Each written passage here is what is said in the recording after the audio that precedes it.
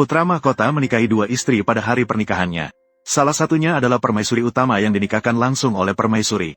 Yang satunya adalah sinar bulan yang telah menemaninya selama bertahun-tahun. Namun perlakuan terhadap keduanya sangat berbeda. Kereta pengantin permaisuri sangat sederhana dan kumuh. Sebaliknya, sinar bulan diiringi dengan hiasan yang megah. 8 kereta besar mengantar dia masuk. Tak disangka pada malam pernikahan, putra mahkota dan sinar bulan bersama-sama mendorong gadis itu ke danau hingga tenggelam. Namun, pada detik berikutnya, gadis itu tiba-tiba terlahir kembali pada malam sebelum pernikahan. Mengenang kembali apa yang terjadi pada kehidupan sebelumnya. Gadis itu bertekad untuk mengubah nasibnya. Untuk membalas dendam, wanita itu mengincar Marsekal Utara, yang memimpin pasukan besar dan tidak menghormati wanita. Jadi, saat malam ketika pria itu mabuk, dia diam-diam menuangkan alkohol ke tubuhnya. Segera setelah itu, dia sengaja melompat ke pelukan pria itu. Melihat wajah wanita yang sangat cantik, membuat pria yang telah lama menginginkannya tak dapat menahan diri dan bergerak maju. Ingatlah, kau telah menarik perhatian Marsekal. Kau yang pertama kali menggoda Marsekal.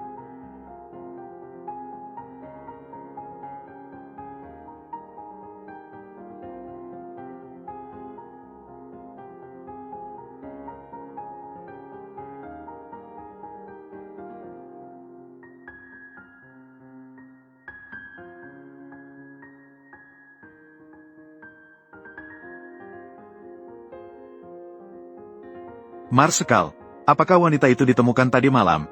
Saat Marsekal dalam keadaan mabuk. Sangat berani sekali. Marsekal, Anda hanya mengatakan bahwa wanita itu memiliki aroma tubuh yang unik. Dan sepasang mata yang menggoda. Maafkan ketidakmampuan saya. Malam ini adalah jamuan penyambutan saya. Biarkan semua orang di rumah hadir. Harus menemukan dia, iya Marsekal. Namun, Marsekal, mohon maaf jika saya berbicara terlalu banyak. Anda meraih prestasi besar karena sang kaisar merasa takut. Karena itu, Anda bersumpah untuk tidak menikah dan tidak memiliki anak. Bahkan putra mahkota tidak terkecuali. Mereka yang mencoba menyelinap masuk di masa lalu. Semuanya harus dihukum dengan 30 pukulan dan dijual. Kali ini, pencuri kecil ini telah melanggar larangan Anda. Jika tertangkap, bagaimana cara menangani ini? Pasti akan disiska dengan cara yang mengenaskan. Tulangnya akan dihancurkan dan dimasukkan ke dalam perut. Ini tidak boleh merusak aturan saya. Bagaimana mungkin saya tidak dapat mengontrol diri terhadap seorang wanita? Begitu tidak bisa menahan diri.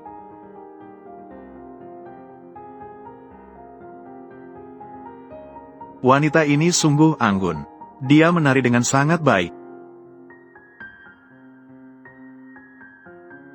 Sungguh bagus.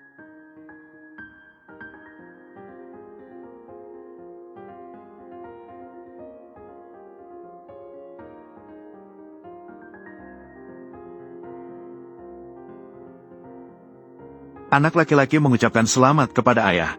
Telah kembali dengan kemenangan. Selamat kepada Marsekal Utara yang telah kembali dengan kemenangan. Semoga kalian semua bersenang-senang malam ini.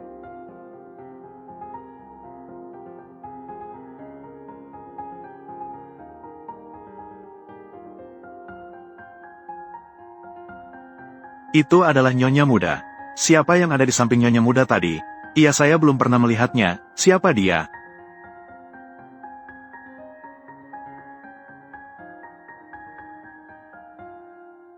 Menantu perempuan menghormati ayah. Aroma yang memikat ini. Itu dia.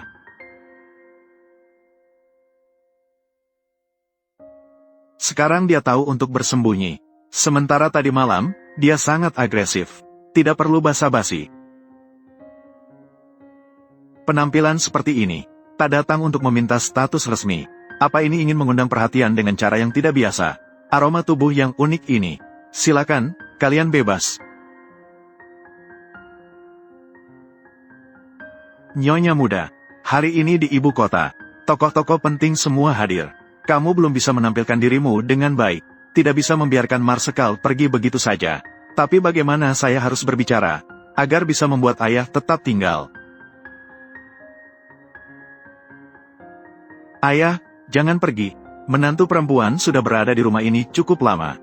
Sebelumnya Anda telah lama menjaga perbatasan. Menantu perempuan selalu tidak memiliki kesempatan untuk menyajikan secangkir teh kepada ayah. Sungguh, saya merasa bersalah di dalam hati. Hari ini saat Anda kembali, ingin menyambut Anda. Menantu ingin menunjukkan bakti dan kasih sayang. Semoga ayah berkenan. Jangan salahkan menantu perempuan Tang. Nona Yu memang tahu etika. Marsekal merencanakan pernikahan yang baik untuk putra.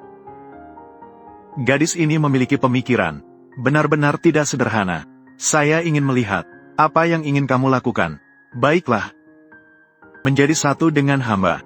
Malam ini, kakak perempuan ingin meminjam saya. Meminta pada suami sebagaimana mestinya. Apa? Wanita terhormat juga adalah putri keluarga Yu. Bagaimana bisa diberikan kepada putra hingga menjadi korban muda? Entah mengapa. Namun melihat bunga pelayan, juga menerima hukuman dari nyonya muda. Tangan itu sudah terbakar. Tidak berbentuk sama sekali. Nyonya muda. Dia menumpahkan ramuan yang memikat ini. Bahkan saya yang selama ini tidak peduli urusan orang lain. Ternyata mulai membantunya mengadukan dan meminta belas kasihan.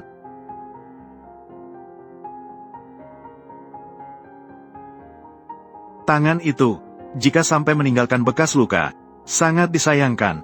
Ada satu hal lagi, Nona Yu tidak membiarkan saya berbicara, tapi dia tetap saja nona kedua dari keluarga Yu. Ternyata sekali lagi diserahkan oleh nyonya muda. Keranjang putra, nyonya muda ini benar-benar tidak seperti biasanya.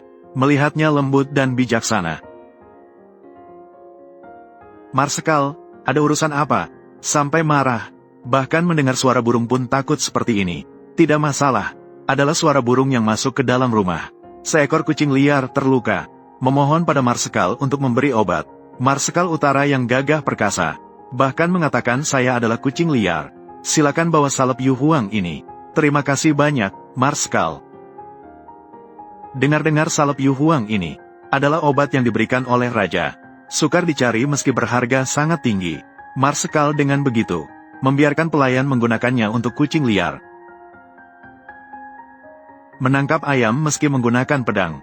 Jika bisa menyerang hati, apakah itu dianggap menang? Nona kedua dari keluarga Yu. Karena kita sudah seperti keluarga, tidak perlu terlalu formal. Silakan duduk.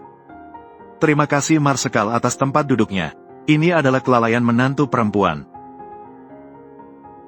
Pelayan ini tampil seperti ini. Bukankah itu sudah jelas? Membuat ayah merasa, apakah saya mengganggunya? Apapun yang bisa memuaskan pria, takutnya diabaikan oleh anak durhaka Zhang Jiuheng. Diteror dengan parah, menghabiskan banyak usaha, hanya ingin mendapatkan bukti. Jika mengikutinya, lalu bagaimana?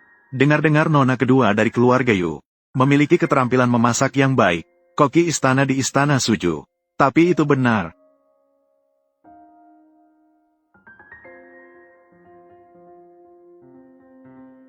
Kembali kepada Marsekal. Anak perempuan ini memang sedikit mengerti tentang memasak. Senang mempelajari beberapa makanan.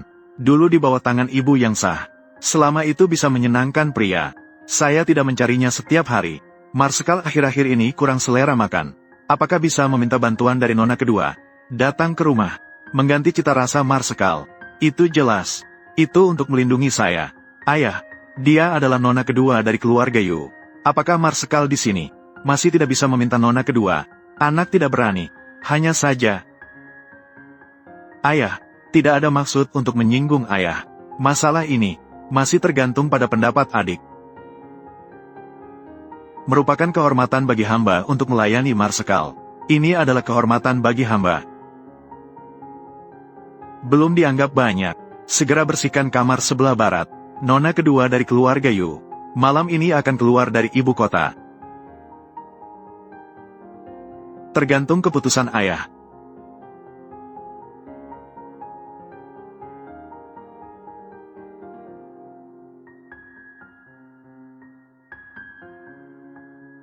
Ini, tapi